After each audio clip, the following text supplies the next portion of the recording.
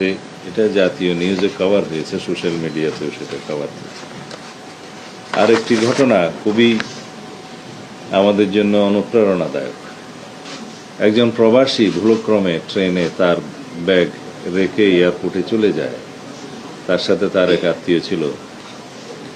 তখন এয়ারপোর্টে নেমে তারা যখন জানতে পারে তার পাসপোর্ট সহ টিকিট এবং অন্যান্য সকল কিছু সেই ব্যাগে রয়ে গিয়েছে এবং ট্রেনে করে এসছে, সেটা কীভাবে উদ্ধার করা যায় তারা তাৎক্ষণিকভাবে 999-এ ফোন করলে এখানে কর্তব্যরত পুলিশ সদস্যগণ তাৎক্ষণিকভাবে সেটা রেলওয়ে পুলিশকে জানায় এবং রেলওয়ে পুলিশ অত্যন্ত দ্রুততার সাথে সেই রেলে বগিতে যেয়ে তার ব্যাগটা উদ্ধার করতে সক্ষম হয়। তারা চেক করে দেখে যে তার পাসপোর্ট সহ টিকিট এবং অন্যান্য যে সমস্ত কাগজপত্র সবই ওখানে রয়েছে।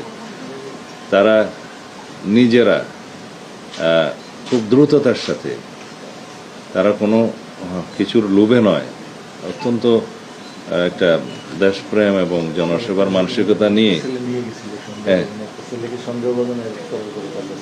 হ্যাঁ তারা এয়ারপোর্টে পৌঁছে দিয়ে সেই যাত্রীকে বিদেশ যেতে সহায়তা করেছে। তারা অত্যন্ত কৃতজ্ঞতা প্রকাশ করেছে। এতে সন্দেহজনকভাবে একজনকে গ্রেফতারও করা হয়েছে এই ব্যাগের সাথে। পরবর্তীতে নিশ্চয়ই আইনানুগ প্রক্রিয়ায় তার ব্যবস্থা নেওয়া হয়েছে।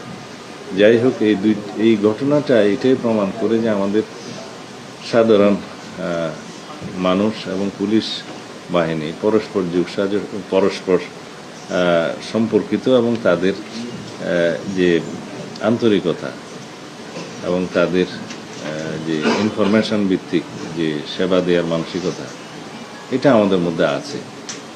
এটা সবসময় ছিল, কিন্তু এখন আমরা দেখতে পাচ্ছি এই মানসিকতাটা দিন দিন বৃদ্ধি পাচ্ছে। বিকজ আমরা জনগণের সরকার হিসাবে এই বিষয়গুলো উৎসাহিত করছি এবং আমাদের আইন শৃঙ্খলা রক্ষাকারী বাহিনী তারা লক্ষ্য করছে যে এই জাতীয় কর্মকাণ্ডের ফলে তারা পুরস্কৃত হবে, সনদ পাবে, স্বীকৃতি পাবে, পরিবারের সম্মান বৃদ্ধি পাবে, সমাজে সম্মান বৃদ্ধি পাবে। সুতরাং তারা উৎসাহিত হবেই।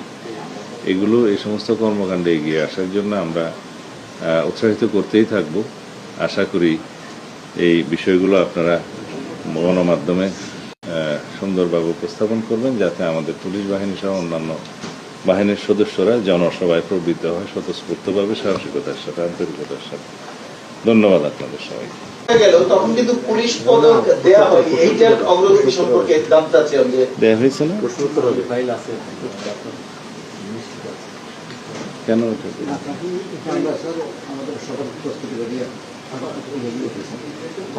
না, এখানে আপনাদের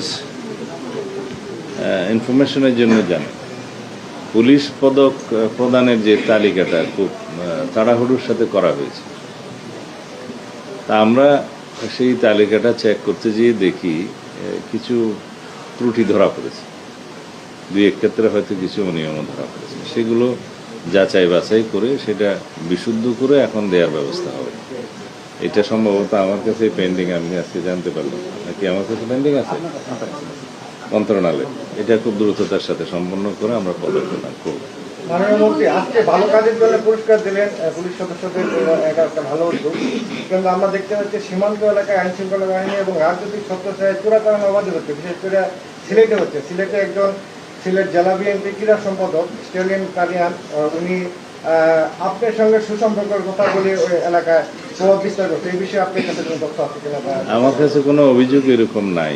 অভিযোগ যদি থাকে